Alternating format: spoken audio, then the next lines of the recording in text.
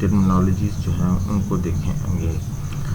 हमारे पास हमने last lecture में देखा था सी प्रोग्राम का स्ट्रक्चर क्या होता है। तो ये एक छोटा सा जस्ट प्रोग्राम है जिसको हम सेव करके, रन करके, कंपाइल करके और एग्जीक्यूट करेंगे। ये फर्स्ट ऑफ ऑल जो है ये हेडर फाइल है, इंक्लूड stdio.h हेडर फाइल। ये हेडर फाइल्स क्या होती हैं और हर हेडर फाइल का क्या फंक्शन है इसको हम डिस्कस करेंगे बाद में।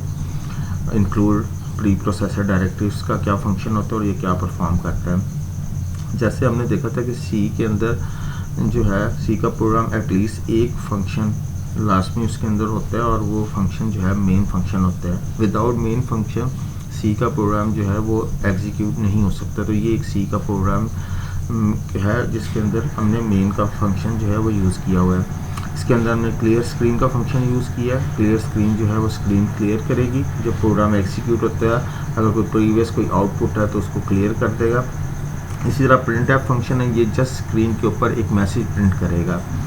और गेट सी एच फंक्शन ये भी हम देखेंगे। तो प्रिंट एफ फंक्शन को अभी हम फर्दर स्टडी करेंगे और उसके बाद उसकी सिंटैक्स और उसकी फंक्शनैलिटी जो है वो हम डिटेल में डिस्कस करेंगे। जस्ट फ़िलहाल हम इस प्रोग्राम को एग्जीक्यूट, कंपाइल और रन करेंगे और देखेंगे कि ये कैसे एग्जीक्यूट होता है। सबसे पहले आप इस फाइल को सेव करेंगे। फाइल मेन्यू के अंदर आपके पास ऑप्शन है सेव की या F2 की यूज़ कर सकते हैं आप। जैसे इंटर करेंगे ये आपसे फ़ाइल का नाम पूछेगा।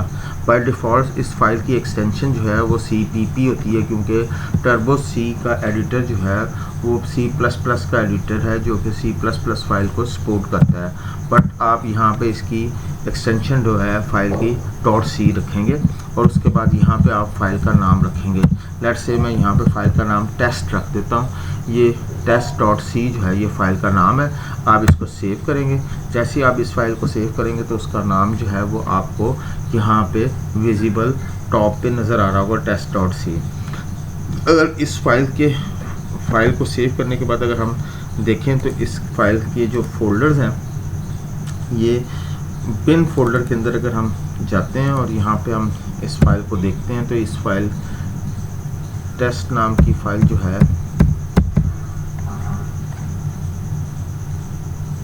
ये देखिए जी, ये टेस्ट नाम की फ़ाइल जो है ये फ़ाइल सेव है और यहाँ पे आगे लिखा भी हुआ है सोर्स फाइल। जी ये सोर्स फाइल है। अच्छा, इससे पहले कि हम ये आपके सामने जो स्क्रीन ब्लू स्क्रीन नज़र आ रही है, ये ब्लू स्क्रीन जो है ये टर्बो का एडिटर है। IDE इंटीग्रेटेड डेवलपमेंट एनवायरनमेंट कहते हैं। इससे पहले कि हम इसको फर्दर स्टडी करें तो हम कुछ डेफिनेशंस और कुछ टर्मिनोलॉजीज़ हैं उनको देखते चलते हैं। What is IDE integrated development environment enable the program to consolidate the different aspects of writing a computer program। Computer program क्या, जो अभी मैंने आपको दिखाया था, हमने 2-3 लाइनें लिखी थी, वो एक कंप्यूटर प्रोग्राम है। कंप्यूटर प्रोग्राम जो होता है basically a step by step instruction which is given to the computer to perform the specific task। Computer program जो होता है वो बेसिकली इंस्ट्रक्शन होती है कंप्यूटर के लिए जो कि कंप्यूटर परफॉर्म करता है। और ये कंप्यूटर प्रोग्राम जो है ये कंप्यूटर की लैंग्वेज में ही लिखा जाता है। जैसे कि हम जैसे सी लैंग्वेज को स्टडी कर रहे हैं तो सी लैंग्वेज एक कंप्यूटर की लैंग्वेज है। कंप्यूटर को जो भी इंस्ट्रक्शन देनी होगी हम उसकी लैंग्वेज में ही उसको इंस्ट्रक्शन देंगे। तो लिहाजा सी के अंदर हमने ये प्रोग्राम बनाया और सी जो है वो कंप्यूटर को इंस्ट्रक्शन है बेसिकली वो परफॉर्म करे। अब जो इंटीग्रेटेड एनवायरनमेंट है वो प्रोग्रामर की प्रोडक्टिविटी को बढ़ाता है। उसके डिफरेंट टास्क होते हैं जो प्रोग्रामर ने परफॉर्म करने होते हैं, जैसे प्रोग्राम को एडिट करना, उसके अंदर डिबगिंग करना। डिबगिंग इज़ ए प्रोसेस जो कि आप एरर रिमूव करते हैं, मिस्टेक्स होती हैं उनको रिमूव करते हैं। तो काफ़ी सारे स्टेप्स होते हैं जो कि प्रोग्रामर परफॉर्म करता है एक प्रोग्राम या सॉफ्टवेयर को डेवलप करने के लिए, एक सिंगल एप्लीकेशन बनाने के लिए या सॉफ्टवेयर बनाने के लिए। तो वो तमाम फैसिलिटीज़, वो तमाम टास्क जो प्रोग्रामर ने परफॉर्म करने होते हैं, वो ऐसा एडिटर जो इन तमाम फैसिलिटीज़ को प्रोवाइड करता है, उसको हम कहते हैं जी कि इंटीग्रेटेड डेवलपमेंट एनवायरनमेंट है। तो कुछ फीचर इंटीग्रेटेड डेवलपमेंट एनवायरनमेंट के ये हैं कि वो आपको सोर्स कोड में एडिट करने की ऑप्शन प्रोवाइड करता है। जस्ट लाइक ये देखें, अगर मैं यहाँ पे ये मेरे पास एडिटर है, अब मैं यहाँ पे ये रेस किया तो ये अब इजीली आप इसमें से डिलीट कर रहे हैं, एडिट कर रहे हैं। इस सोर्स कोड के अंदर आप मज़ीद अगर कुछ ऐड करना चाहते हैं तो आप मज़ीद ये देखिएगा, ये मैं मज़ीद ऐड कर रहा हूँ, दैट इज़ द एडिशन, या आप एडिटिंग कर रहे हैं सोर्स कोड के अंदर। तो ये जो इन्वायरमेंट आपके सामने नज़र आ रहा है, तो ये इंटीग्रेटेड डेवलपमेंट इन्वायरमेंट है। यहाँ पे आपको ऊपर ऑप्शंस भी नज़र आ रही हैं, फाइल, एडिट। तो ये एडिटर आपको ऑप्शन प्रोवाइड कर रहा है कि आप तमाम टास्क जो हैं वो परफॉर्म कर सकते हैं। सिंटेक्स हाईलाइट होते हैं, ऑटो कंप्लीट है, ये जो नए जितने भी एडिटर आने हैं उसमें ऑटो कंप्लीट और सिंटेक्स हाईलाइट की ऑप्शन है। बिल्डिंग है एग्जीक्यूटेबल फाइल। एग्जीक्यूटेबल फाइल कौन सी होती हैं वो अभी हम देखते हैं, यानी कि एग्जी फाइल वो जो कि रन हो सके, एग्जीक्यूट हो सके। तो ये एडिटर के अंदर जब हम फाइल बनाएंगे तो ये एग्जीक्यूटेबल फाइल में भी जनरेट होगी। डीबगिंग मैंने अभी बताया कि a process in which mistake, error और bugs is removed from the source code is called debugging। उसको हम debugging कहते हैं। तो मार्केट में बहुत सारे इंटीग्रेटेड डेवलपमेंट जो है अवेलेबल है एडिटर्स। उनमें मोस्टली जो कॉमनली जो हैं विजुअल स्टूडियो में भी आप सोर्स कोड राइट कर सकते हैं सी का, एक्लिप्स, डिव, टर्बो एंड बॉरलैंड। तो मैं अपनी इस एग्जांपल के अंदर टर्बो एडिटर को यूज़ कर रहा हूँ और उस एडिटर के अंदर एक प्रोग्राम सोर्स कोड जनरेट करूँगा और उसको कंपाइल करके उसकी एक्सी फाइल और ऑब्जेक्ट फाइल जो है वो क्रिएट होगी। इससे पहले कि हम फर्दर आगे मूव करें, तो सोर्स कोड क्या होता है बेसिकली, ये जो अभी मैंने आपको जो प्रोग्राम 4 लाइनों का लिखा हुआ दिखाया है, ये मेरा सोर्स कोड है। तो a computer program its original programming language, यानी कि आपने जो भी प्रोग्राम, अभी मैंने प्रोग्राम की डेफिनेशन भी बताई थी कि कंप्यूटर के लिए स्टेप बाय स्टेप इंस्ट्रक्शंस होती हैं। तो कंप्यूटर का जो भी प्रोग्राम आपने जिस लैंग्वेज के अंदर लिखा होगा, वो जावा हो सकता है, वो सी हो सकता है, C++, कोबोल, फोर्ट्रान, पास्कल, ये सारी कंप्यूटर लैंग्वेजेस हैं। बिफोर ट्रांसलेशन, क्योंकि आपको पता है कंप्यूटर जो है वो मशीन लैंग्वेज, उसकी नेटिव लैंग्वेज जो है that is the machine language 0101 form के अंदर होती है।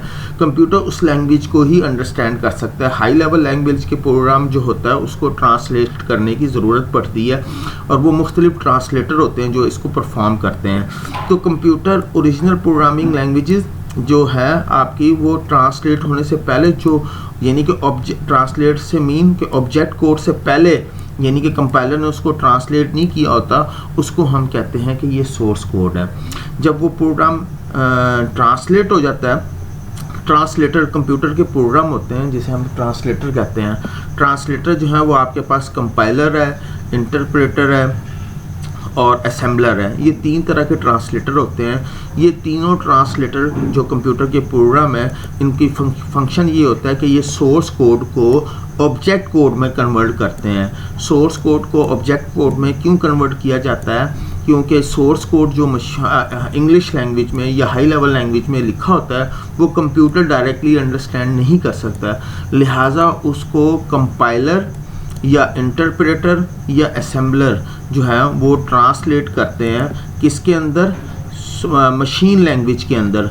जो मशीन लैंग्वेज के अंदर जब वो प्रोग्राम सोर्स कोड जो है वो आपका ट्रांसलेट हो जाता है तो उसकी एक और फाइल बनती है जिसे हम ऑब्जेक्ट फाइल कहते हैं, जिसके अंदर आपकी मशीन लैंग्वेज के अंदर वो इंस्ट्रक्शन जो आपने हाई लेवल लैंग्वेज के अंदर लिखी हुई है वो ट्रांसलेट करके मशीन लैंग्वेज में उसको कन्वर्ट कर देता है, जो कि कंप्यूटर उसको डायरेक्टली एग्जीक्यूट यानी कि रन करता है, क्योंकि उसको उसकी अंडरस्टैंडिंग या उसको जो इंस्ट्रक्शन दी होती हैं वो समझ पाता है, क्योंकि वो ऑब्जेक्ट कोड में कन्वर्ट हो गया, लिहाजा वो उसको एग्जीक्यूट करता है और जो टास्क उसने परफॉर्म करना होता है वो परफॉर्म कर देता है। तो कंपाइलर और इंटरप्रेटर जो है वो हाई लेवल लैंग्वेज के लिए यूज़ होते हैं, और असेंबलर जो ट्रांसलेटर है वो बेसिकली असेंबली लैंग्वेज के लिए यूज़ होता है। अभी जैसे कि हमने देखा कि हमने जो प्रोग्राम बनाया था उसमें मैंने उसका नाम test.c रखा है, और ये बिन के फोल्डर के अंदर है। इस फोल्डर को हम सोर्स फाइल के अंदर आकर देखें तो यहाँ पे सोर्स फोल्डर के अंदर, तो यहाँ पे अभी तक आपको इसकी यहाँ आपको ऑब्जेक्ट फाइल नज़र आ रही होंगी। ये वो ऑब्जेक्ट फाइल है जो कंपाइल होने के बाद बनी है। अभी जो मैंने प्रोग्राम बनाया है इसके अंदर आपको यहाँ पे टेस्ट फाइल की ऑब्जेक्ट फाइल नज़र नहीं आ रही होगी। उसकी वजह ये है कि मैंने अभी उस प्रोग्राम को कंपाइल नहीं किया। जब तक मैं उस प्रोग्राम को कंपाइल नहीं करूँगा उस टाइम तक वो उसकी ऑब्जेक्ट फाइल क्रिएट नहीं होगी। यहाँ पे अगर आप देखें, यहाँ से T अगर मैं प्रेस करता हूँ तो देखिएगा यहाँ पे अभी तक उसकी टेस्ट ऑब्जेक्ट फाइल नहीं बनी। जैसे ये आपके सामने सम फाइल है, इसकी ऑब्जेक्ट फाइल बनी हुई है बट ऑब्जेक्ट फाइल नहीं बनी हुई। तो यहाँ पे अगर आप देखें ये बिन फोल्डर के अंदर, तो यहाँ पे आपको ये टेस्ट फाइल जो मैंने अभी बनाई थी वो आप हमारे पास सोर्स कोड है, that is source file, but उसकी आपके पास ऑब्जेक्ट फाइल अभी तक नहीं बनी। लिहाजा अब हम इस प्रोग्राम को कंपाइल और रन करते हैं तो यहाँ पे देखिएगा एक फ़ाइल और जनरेट हो जाएगी, ये लीजिएगा। अच्छा जी, कंपाइल करने के लिए हमारे पास जो है सिर्फ जस्ट आपने कंपाइल करना है तो Alt F4, और अगर कंपाइल और रन करना है तो फिर आप उसको कंट्रोल F9 कर सकते हैं। तो यहाँ पे ये कंपाइल करना है तो Alt F9, और अगर आपने कंपाइल एंड रन करना है कंट्रोल F9। लें जी, ये एडिटर है, IDE एडिटर है C का, और अब मैं यहाँ पे अब कंट्रोल F9 करके इसको रन कर रहा हूँ। तो ये प्रोग्राम जो है जब अगर सक्सेसफुली कंपाइल हो जाएगा तो इसकी आउटपुट आपको स्क्रीन के ऊपर नज़र आएगी, इन केस अगर कोई एरर नहीं होता। ये हमारा C का पहला प्रोग्राम था जो कि हमने कंपाइल करके रन करके एग्जीक्यूट किया और इसकी आउटपुट आपको नज़र आ गई।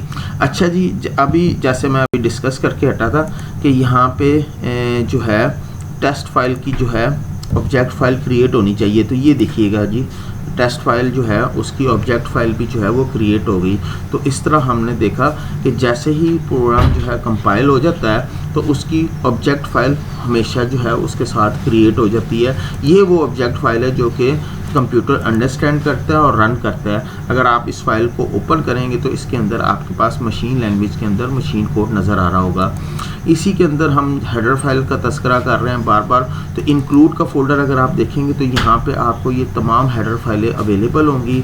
ये वो हेडर फाइल्स हैं जो आपको basically libraries concern built in function जब आप यूज़ करते हैं तो उससे रेलिवेंट हेडर फाइल यूज़ करते हैं, और ये हेडर फाइल उस लाइब्रेरीज तक आपको लेकर जाती हैं। तो ये अगर हम टर्बो C को कंपाइल करने के लिए जस्ट अगर आपने कंपाइल करना है तो कंपाइल के लिए आपके पास Alt F9 की यूज़ करते हैं, और अगर आपने कंपाइल एंड रन करना है तो आप कंट्रोल F9 यूज़ करते हैं। F2 सेव के लिए, सेव अ फाइल, और हमेशा always save file with extension C। जब भी आपने C की फ़ाइल सेव करनी है तो उसकी एक्सटेंशन C रखनी है। तो ये आपके सामने जो टर्बो का एडिटर था इसके अंदर आपने जब मैंने फ़ाइल सेव की तो इसका मैंने एक्सटेंशन C रखी थी। तो ये आज का हमारा